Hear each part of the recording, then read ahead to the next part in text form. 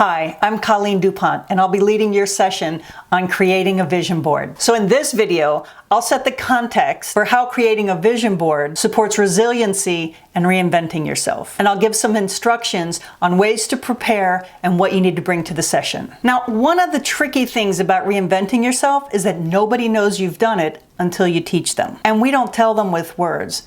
They see it in our actions and our behavior. They can see that something has changed. And the most natural thing that people do when something important in their world has changed is try and get it back, make it the way that it was. It's so much easier to not buck the system.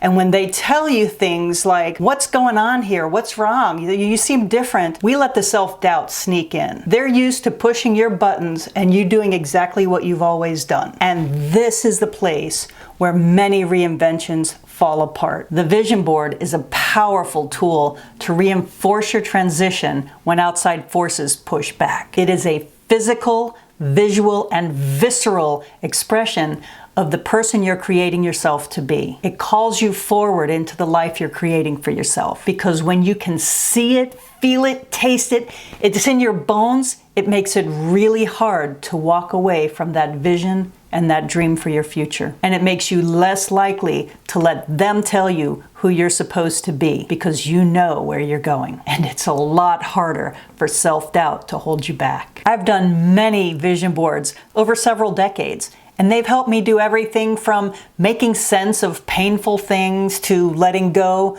to creating a future of my dreams. And you can do it too. It's not difficult. And during the session, I'll walk you through how to do it. But in the meantime, here's what you need to know and some ways you can get prepared. Now, a vision board is a collage. It's a collection of images that you put together in a way that it makes sense to put them together. Here's what you'll need for supplies. You'll need a canvas to put the images on, and this can be a piece of printer paper, construction paper, or any size poster board you like. But ideally, it's something that you can put in a place where you'll see it every day, like on a wall, a mirror, a notebook, because the more often you see it, the stronger it will affect your life and have the vision be realized.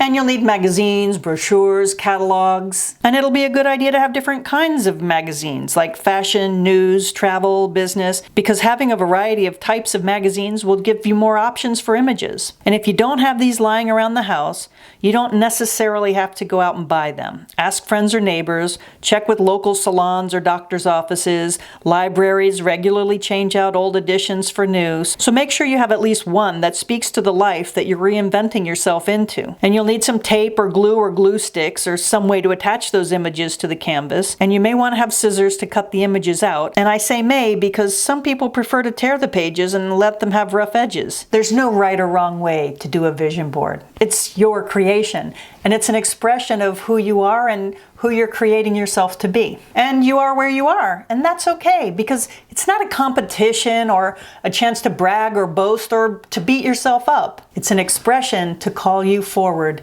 into the future you're creating. So there are some things you can do that'll help you to have a deeper and more meaningful experience in the process. One is to start now by looking through magazines and seeing which images catch your attention. Cut them out, tear them out, and put them in a file so that you'll have them with you on the day of the session. Resist looking for images that reinforce the way you are today. I remember when I first started doing vision boards, I was exhausted and overwhelmed, and I kept looking for pictures of dirty dishes and women who were just beat up. But that just keeps you where you are. What you're looking for in these images is things that call you forward, pictures that match the life you're living into. And the less words, the better. Because words will speak to your logical brain, but we want to get into your heart. We want to go into those subconscious thoughts that drive the vision and help pull you forward. And don't judge the images that call your attention. I've pulled many pictures of wispy curtains or colors or textures just because they called me. Trust the process and take them anyway. Again, this is a subconscious process that's calling you forward. If burlap is what calls you, go with the burlap. If it's green grass, take the green grass. Just go with what calls you. And before you start flipping through the magazines, get grounded in your vision. Read from your notes, do a small meditation, do something so that you can imagine yourself as the person you've created before you start flipping through. Because that way, the person you're reinventing yourself as is the one who's choosing the pictures. And last, think about where you're going to put your vision board, because the more often you see it, the more power it has in your life, and the more it pulls you forward to the life you've reinvented yourself as. I look forward to seeing you in the session, and until then, take care.